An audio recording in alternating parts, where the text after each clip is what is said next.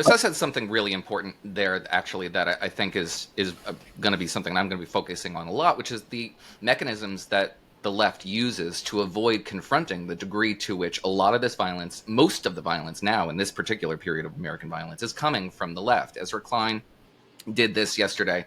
New York Time magazine. We're in a crisis of political violence. All of a sudden, everybody's tuning in to something we've been focused on for a long time, right? But they see violence, political violence, from the right where it doesn't necessarily exist. They're buttressed by all these statistics, a lot of which are category errors, but statistics that demonstrate to them that the right is the font from which all political violence springs, and they attribute events that are not political terrorism to the left. Ezra Klein attributed the plot to kidnap Gretchen Whitmer to one of these events, which was an event in which all the conspirators were FBI informants and everybody else was acquitted. He talked about how the attack on Nancy Pelosi's husband was right-wing violence. The guy was a schizophrenic. He wasn't acting on any orders.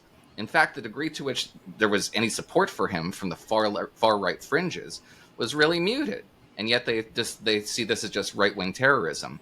The assassination of the Minnesota House Speaker, Melissa Hartman, and her husband. This is evidence of a political act of political terrorism to the left. And when the trial happens, and when we review the degree to which this individual was unhinged, was acting out politically against people he knew personally, but nevertheless not in support of some sort of a political agenda, not revolutionary violence designed to foment a broader outrage and a broader direct action campaign.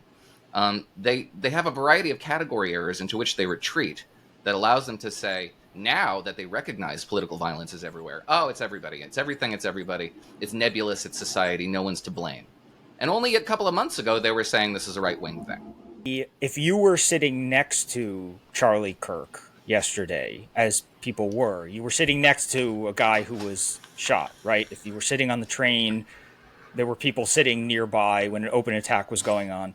And both of the things that we said afterwards were that this could change the way that people relate to these environments in which the violence is happening, right? On the train, anybody who's seen that video will have a hard time sitting there staring at their phone and not, I don't know, blinking at shadows or whatever. But these are the types of events that change the way we interact with our environment. And people are already talking about open air events. And we had those discussions of open air events after Trump was shot.